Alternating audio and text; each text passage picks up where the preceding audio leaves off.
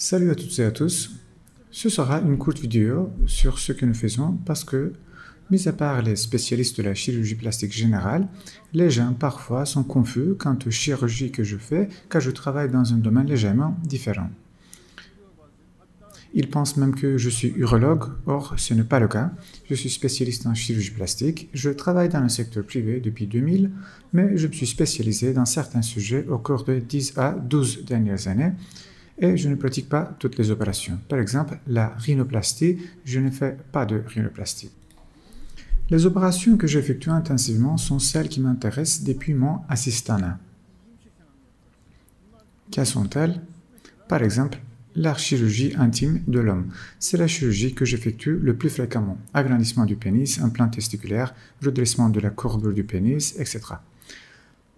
À part ça, je fais des chirurgies d'implants en silicone. Par exemple, esthétique des jambes arquées, augmentation des fesses par la pose d'implants fessiers, chirurgie d'augmentation mammaire, le lifting, la réduction parallèlement à l'augmentation mammaire. En dehors de cela, les implants pectoraux, par exemple chez les hommes, en particulier les culturistes. J'effectue souvent ces opérations et il y a tellement de chirurgies différentes que les chirurgiens plasticiens ne s'en soucient pas. J'aime beaucoup ce genre de choses. Depuis que j'étais assistant, je faisais toujours des recherches, je collectionnais des articles, je lisais, etc. Quand j'ai commencé à travailler dans le secteur privé, j'ai eu l'opportunité de les effectuer. Par exemple, quelles sont ces chirurgies? La bichectomie. Je fais de la bichectomie depuis longtemps, mais après un certain temps, c'est devenu très populaire. Pourtant, je l'ai fait abondamment depuis 2000. Donc, l'amincissement des joues. En dehors de cela, je fais de la glossectomie. Quand je dis que je fais de la glossectomie, beaucoup d'amis me demandent « Waouh, existe-t-il une telle chirurgie ?» La glossectomie est une chirurgie qui intéresse en fait beaucoup de patients. Mais personne n'est conscient et personne ne veut l'exercer. Pourquoi cette chirurgie est-elle pratiquée? Le patient est né avec une macroglossie.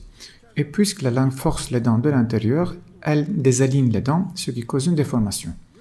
Ou la langue du patient fait saillir, le patient parle en se mordant la langue, et j'ai aussi vu des patients avec une hypertrophie acquise de la langue, pas dès la naissance, mais plus tard. La langue a augmenté de volume. Par exemple, si le patient est allé chez l'orthophoniste pour des troubles de l'élocution, il a fait des exercices d'orthophonie.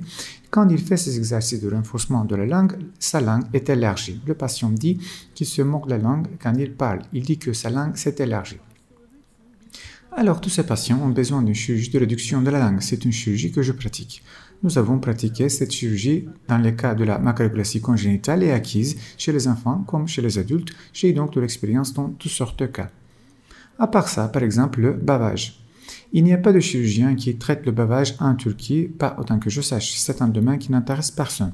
Et qu'est-ce que c'est que ça? Par exemple, les patients qui bavent de manière excessive, surtout chez les enfants atteints de la diplégie spastique. Puisqu'il y a un flux constant de salive venant de la bouche, ces patients portent un bavoir et ne sortent généralement pas de la maison. Nous effectuons une opération qui réduit le flux de salive, la salivation chez ces patients. Il s'agit d'une chirurgie spéciale dont le plan diffère d'un patient à l'autre. Il est nécessaire d'examiner le patient et de planifier l'opération en fonction de ses caractéristiques. Le traitement du bavage est aussi quelque chose dans lequel j'ai eu beaucoup d'expérience. Franchement, cette chirurgie est plus pratiquée chez les enfants. En dehors de cela, l'une des petites chirurgies que nous réalisons souvent est la réduction de la pomme d'Adam ou la condolaryngoplastie. La pomme d'Adam, c'est le cartilage dans le larynx qui est trop saillant. À qui s'adresse cette opération? Eh bien, nous avons eu des patients du sexe masculin qui veulent que cela soit réduit. Nous avons eu des patientes et les patients transgenres aussi. Ils ne veulent pas que cette saillie soit visible. C'est aussi une opération intéressante. Cette opération n'est pas non plus très souvent appliquée. Parce que lorsque vous retirez le cartilage, vous devez vous fier à votre intuition. Si vous enlevez trop de cartilage, la voix du patient pourrait être affectée. Ça ne m'est pas arrivé avant aujourd'hui. Nous rétrécissons le cartilage et à un moment donné, quelque chose me dit « d'accord, ça suffit ». Une plus grande partie du saillie a disparu, il n'est pas nécessaire de le niveler encore plus. Arrêtons-nous là. Il n'y a pas de critère pour cela, c'est une chirurgie vraiment intéressante. Ce qui peut arriver, c'est que si vous amincissez trop le cartilage, si le soutien y diminue, le soutien des cordes vocales dans le larynx diminue aussi et une altération de la voix se produit. Il faut savoir exactement où il faut s'arrêter. Eh bien, c'est aussi quelque chose qui arrive avec l'expérience. Permettez-moi d'être clair, il n'y a pas de critère parce que vous ne pouvez pas voir l'intérieur du larynx et vous ne voyez pas à quel point le cartilage est mince. C'est une chirurgie qui est complètement opérée de l'extérieur.